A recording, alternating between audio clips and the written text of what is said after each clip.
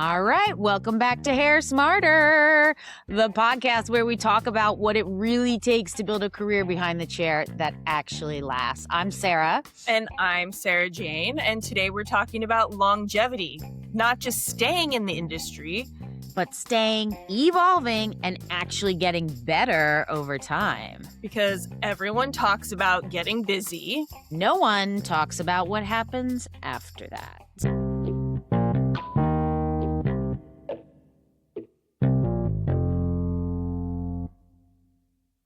So let's talk about why people actually leave.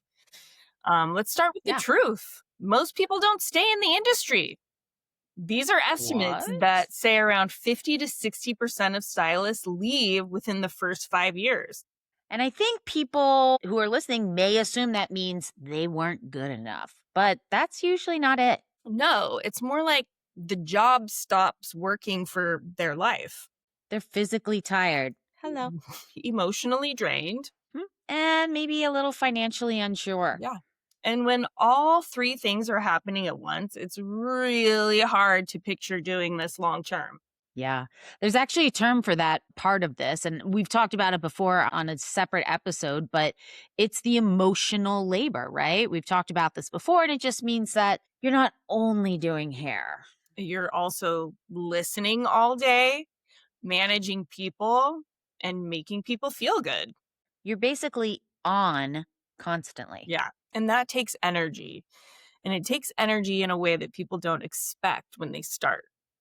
You know, I think that as you get more and more into your career and as you get more and more like taking clients and you get to see them a couple times a year, like 4 to 6 times a year, and you build these relationships, like, yes, of course, I'm physically tired. I do 10 clients a day. I just do cutting. I don't do color. So I do 10 clients a day, sometimes 12 because I have a problem with boundaries.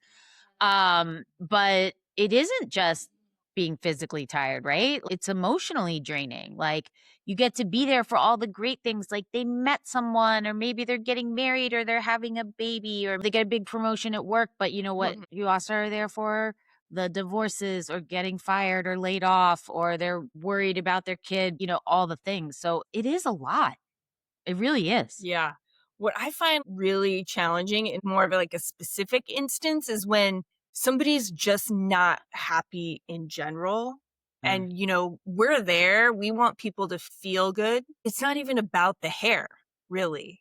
It's like you're managing whatever's going on in their life. And maybe it's not even spoken or said, but you feel it because you know them and those are the days when I just go home and I stare at the ceiling. I don't know what it is. And then you can't make them happy even through the hair because that's happened before.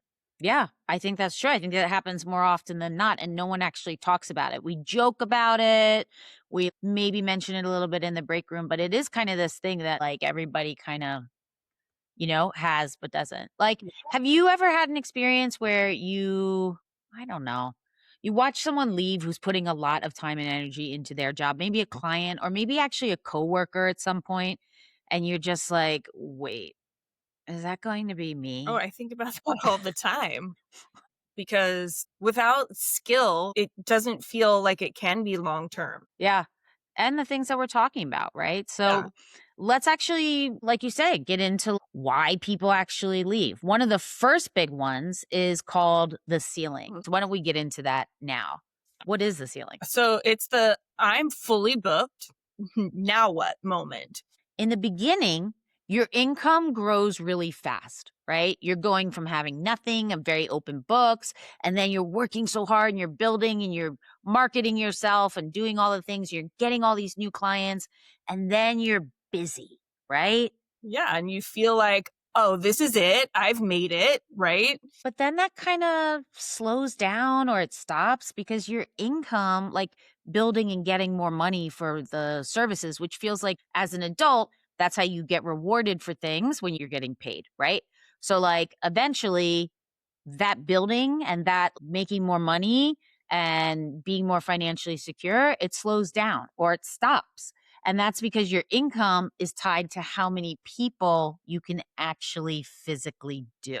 Yeah. And there's a limit to your time, right? I mean, There's a limit to your energy too. Yeah, so true. So if nothing changes, your income stops growing. Yeah, there's research that calls this a time for money model, which basically just means you only make money when you're working. That sounds familiar. Yeah. And eventually you run out of time to give. There's only so many hours in the day. There is so many hours in a day and so many hours you're willing to work or that you're available to work. And, so your career kind of hits well, it doesn't kind of, it does. It hits a ceiling, Mhm. not because you're not good enough. But because that kind of structure, it has a limit. When did really being busy stop feeling exciting? I don't know. I feel like with this past push that I've had over the past few years, where everything's booked out, couple weeks, a month in advance. Like when it first starts happening and it's new and it's all these things, it's really exciting. But then, um, I don't know, maybe like 6 to 9 months in, you're kind of like, okay, well, it's not exciting anymore. And now I'm just really tired. And like, how do I fix that? And I have had those moments where it's like, okay, well, now what? Right. And like maybe that's a time to raise your price. Maybe that's a time to, not be conscious about really taking a lunch break or not taking extra clients or what else am I doing with my time? But there does come a time for sure. Every stylist life that when you're really being busy, it can stop feeling exciting. Mhm. When did you realize you couldn't keep adding more to your schedule? Well, I feel like when I felt like I was just going through the motions and I just felt like I was rushing through a service and not really putting much thought and care into my work, it was really important to me that I was enjoying what I was doing, you know? And Yeah. now for Yeah. me, that means I'm slowing down and I'm more present and I like taking my time with a haircut. I don't want to rush through it. Yeah. Would you say, like, you feel more financially secure, so you feel okay about taking your time I more? don't know if I'll Well, I mean, I guess that's a big financially question. secure living I in New mean, York. true. Yeah. True. True, true, true. But, I'm at a place I've been in this career for like 30 something years. Crazy to say that. But I've come to a point where you realize, like, okay, I have a steady clientele. It always works out. I'm okay. So I've just put my faith in my work and know that I'm doing a good job and like there's enough clients to go around, right? Yeah. Yeah. I mean, that's huge, Yeah. right? I think it's, for me, it was like this competition a little bit with myself, right? Like, oh, if I can do these many clients, then I'll get paid this. And then if I'm fully booked, it'll actually be this. And then other things become available to me, like by, having more money in the bank, then maybe I could buy a house or maybe I could go on vacation more or maybe, whatever it is that happens. But I feel like when you get to that point and you realize, okay, but actually I'm not 20 anymore and I don't want to do 14 clients a day, it does change. It's not so much about the money anymore and what you can make. And this Right. is a conscious decision, Yeah. but it's more about what does my work look like Yes. and how do I feel about that? Yeah. And like, of course, you have to care about money a little bit for sure. I'm not going to lie. Like, of course, it's an easy and a privileged place to say Yeah. that because I'm making a lot of money right now. Yeah. But, there comes a point where you're like, well, what else is there? Like, I'm tapped out on the money for now. Mm, So what else is there? And it doesn't come from adding more, but maybe it comes more from slowing down and diving deeper into the ones I have. yes. So that gets us into our next segment is longevity equals evolution. So Mm. if that's the reality, what does it actually look like to stay? Well, it looks like evolving, right? The people who last don't just work harder. They work differently. Yeah, they change their schedule They increase their value. and they stop trying to stay the same stylist forever. Yes. And this is the part I think that it's really important. Real mastery takes time. We're talking like years, not months, and not quick successes. No. There's research around skill development that shows expertise comes from long term repetition and experience. So you start to recognize patterns faster, you make decisions quicker, your work becomes more intentional. Yeah. And you stop guessing. And there's a moment where you just know what to do. And honestly, that's where it gets really good. Yeah. But a lot of people leave right before they get there. Yeah, that's so true. So, longevity is staying long enough to become exceptional. Hmm. When did you shift from guessing to knowing? Well, that's a really hard question. I think a salon owner that I worked at like 20 years ago asked me to teach a class because he was busy and he couldn't make it or had some emergency come up. And I was like, oh shit. That's another moment where you get like stuck in your head and you tell yourself stories. But I feel like this time I was telling myself a good story. Even though I had fear and Oh, I didn't know how to structure a class, I just like stepped up to the plate. And I remember thinking, like, wow, if he's asking me to teach and he's asking me, there must be some value in what I'm doing. Right. So that yeah. was like a great evolution for me because I was like, "Oh my god, there's more to what I'm doing than just being behind the chair. I can actually take my experience and give it to somebody else." Which was like really Yeah. mind-blowing for me. I was like, "Oh my god, this is something I can actually do and it feels really good to teach." That's so amazing.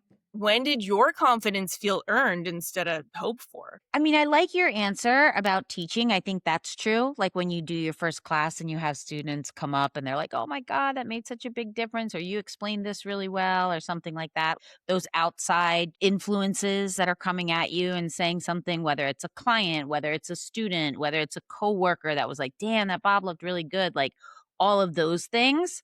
It's important to stop and notice that and feel that for sure, right? Mhm. But it's very hard to explain in words, but there becomes a moment, and I think I was probably like 15 or 20 years in, where like all of a sudden you just know how to do something. You're not translating anymore. The thing that I think about is like, this must be what it feels like to be completely fluent in another Mhm. language. They don't have to think about it. They don't have to translate it. They don't do any of those things. It just happens. And that can happen too with this profession. The longer that you do it and the longer that you like, really get in there, the mastery becomes something that's so amazing and it feels so good to just be in a zone and just know how to do something without thinking through like the translation of it, right? Yeah, because That you like do it. you do want to slow down and you want to feel that. So Yeah. you asked like when did my confidence feel earned instead of hoped for? It was at that moment where I was like, "Oh, I know this inside and out," you know? Yeah. It's a good place to be. Yeah, totally. So I guess we talk about all of these things, but how do you actually build a career that lasts? Because there's so many things stacked against you, right? How do we actually stay long enough to get to that moment of mastery? Yeah. Well, first, you have to know the numbers. Okay, so how much do you make? How much do you work? Because if you don't know, you can't actually change anything into your benefit, right? Yeah. And second, you have to stop adding more. Stop adding more time, stop adding more clients. Yeah, you really need to stop adding more because you can only go so far and your body's not going to be able to do it. So stop adding more things. It's counterintuitive, but yes. Yes. So you have to start refining what you already do. That's pricing, timing, and experience. And third, you have to build something outside of just your hands. Even if it's small. So maybe it's teaching assistants. Maybe it's, that's not small, but like maybe it's teaching. Maybe it's teaching one class a quarter. Maybe it's teaching once a year for your salon. Maybe it's content. Maybe you should need to lean into that a little bit. What inspires you? What do you like looking at? What do you want to share with people so they know what they get with you? That's important. What about if it's mentorship? right? Mentorship's a big one too. Do you have an assistant? How's their experience going with actually becoming a stylist? And obviously, they look up to you. So, what are you doing to take care of the next generation? Yeah. And fourth, do you want to protect your body, right? That's a big one. Yeah. Because your body is your career. And I feel like probably one of my biggest regrets is not Mm. having started a routine earlier than Oh, interesting. just now. I mean, when you're young, you just feel so full of it, right? You're healthy, you're vibrant, you're strong. You're like, I can withstand all of this. But, 10, 20, 30 years in, those repetitive stress injuries, those habits, those leaning, the holding the arms up, they all start taking a toll, right? Hmm. Like your sore shoulders, your low back, my hips. Oh my God. So, what do you think? What did you learn the hard way about burnout? Because all those things will lead to burnout, right? Oh, yeah. I mean, I feel like I'm suffering a little bit right now because my body is just it's taking a toll. So now I've just made a boundary that I have to take time every single day to take care of my body. And what that looks like is stretching, lifting weights, getting massages, acupuncture, sauna, baths, all the things. Baths, oh my God, the Epsom salt baths. So important. Game changer. Yeah. Game changer. Because our career is our body. So, if your body's not working, you're not showing up to do any work. And we talked about that earlier. So, yeah, that's a big one for sure. Yeah, and what would you change earlier if you could? Oh God, all of it about your body. No, I think the things you said about taking the time for your body and making that a non-negotiable, right? That's a big one. Yeah. I think getting enough sleep is also a big one. Like Mhm. when you're young, you're like, oh yeah, I'm gonna go out or I'm gonna stay late at work or I'm gonna do those things. But if you do it repeatedly, it does a number on you for sure. So I don't know. This is such a hard question because the things that you do kind of make you who you are, right? Like, I don't want to be regretful of anything that I've done necessarily, but some things that I think I would have changed earlier are definitely like the time for your body, acupuncture, the massaging, all that sort of stuff. I think that's really important. And also, I wish I'd changed earlier the ability to say no. Yeah, definitely. Yeah. And not be like, yeah, sure. Right. Cause like that doesn't help anybody. Yeah, yeah, and I would say on a side note, like, investing, when you start making an income and you're, like, building pretty fast, like, just get into it right away. Yeah. Don't even That's think great. about it. That's great advice. Yeah, So, how do you know you're actually doing it right? right. Like your job? Yeah. Longevity isn't just staying, it's improving while you stay all along the way, right? Mm. Are you making more than last year? Yeah, working the same, working less for that same amount of money. Do your clients stay? Do you still enjoy your work? If everything is getting harder, And nothing is getting better. something needs to change, Yeah. right? So, aging and respecting your experience. Let's talk about that. We have to talk about aging in our industry because we do. It's a really big thing. Yeah, for sure.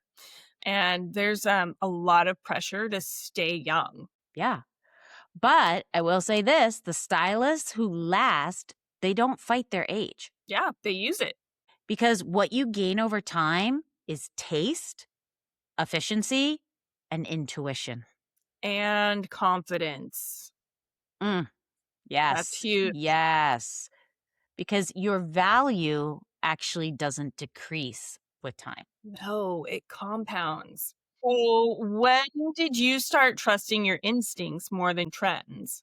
Mm, I would say I feel like we grew up in a industry at Bumble and Bumble where they really it wasn't trendy, but they definitely had a thought about where our influences come from and those sort of things, which is great. It was a absolutely fantastic education in so many ways.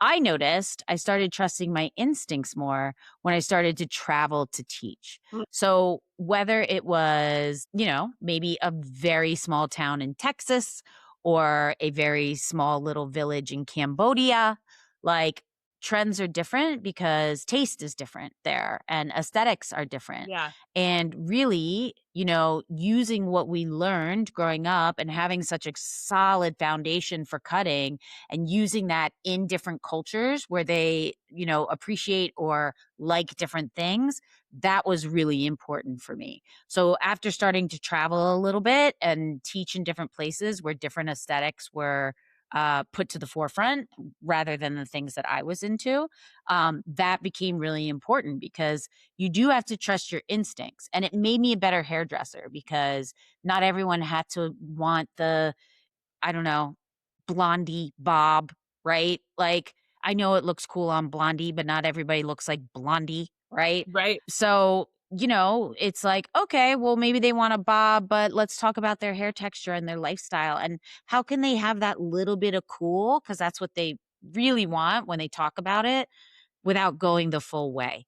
Right. Yeah. And so that's really trusting your instincts on how far to push it and what parts come to the front. So I would say that's when I started trusting my instincts the most. Yeah, that makes a lot of sense. Yeah, right? What do you do better now than you ever could early on?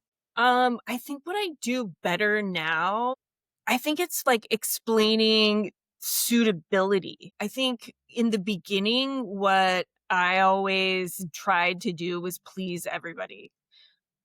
Even though it wasn't right or good for their lifestyle, their looks, their feature, their hair texture, I would always just try to create something that they wanted to see, as opposed to having a thoughtful consultation and trying to communicate and let the client understand what would and could work best for them and their lifestyle, hair texture, et cetera, et cetera. And that's like slowing down too, right? Yeah. Like, Yeah, uh, 100%. Changing that consultation's a big deal. yeah, I agree with that actually. And because I've been like very conscious of that over the past 5, 10 years of really being of service to our clients, which you can learn more about on itsthebreakroom.org.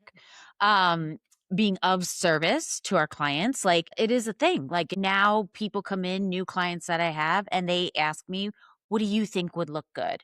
Right.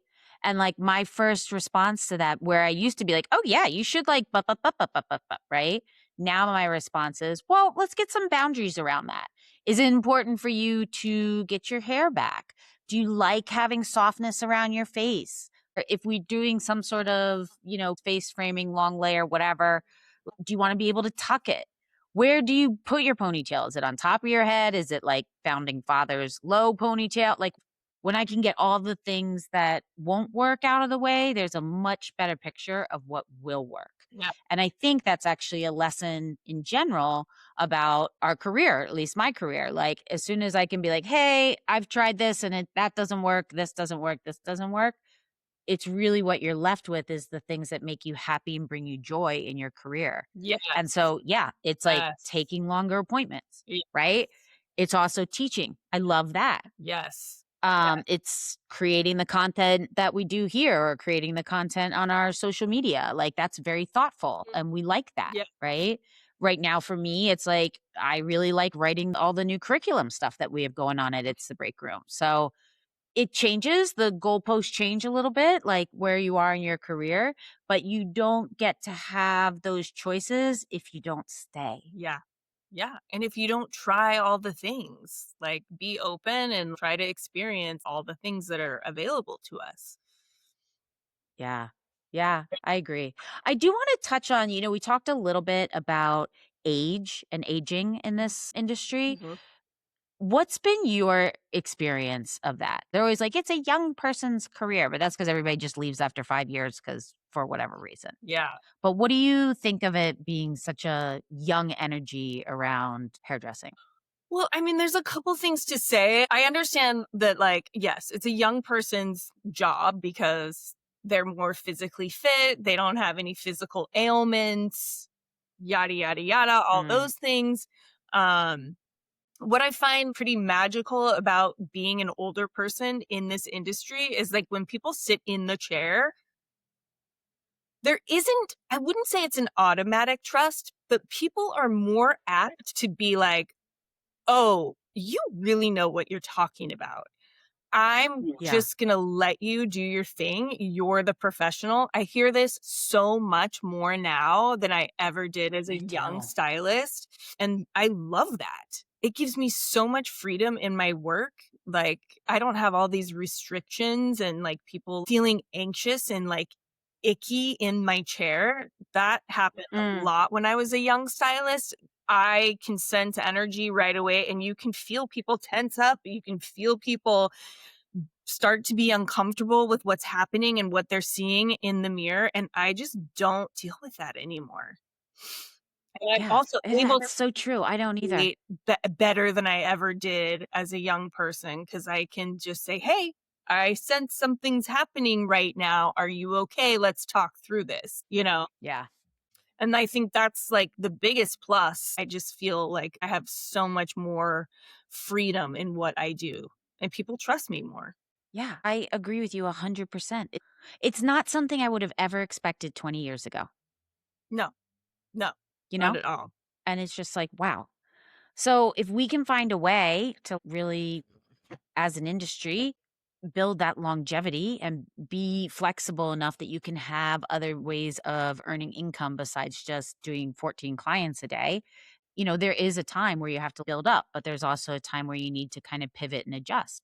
It's kind of a big deal, right? Because, Yeah. like, I don't know, when we think about it, like, longevity isn't accidental. No, it's built through awareness and adjustment. And And it's so worth it. yeah, because the best part of this career, It kind of, I mean, it isn't the beginning. yeah, it's who you become if you stay. If this episode resonates with you, we'd love for you to keep going with us. Yeah, there's so much more inside Hair Smarter, and these are the conversations that actually change how you move in your career. And if you know someone who's in that place, feeling stuck, burned out, or unsure about what's next, Send this to them because chances are they're not the only one feeling this way. that's for sure. And if you're ready to take it a step further, You can check it out at It's the Break Room Learning Center at itsthebreakroom.org. that's where we go deeper into this work. So, helping you build real skill, real confidence, and career that actually lasts. Yes. So, where can we find it again? At itsthebreakroom.org. Great. Awesome, awesome, awesome. We will see you in the next one. Thanks for listening to Hair Smarter. Yes, yes, yes. See you next time. Bye. Bye.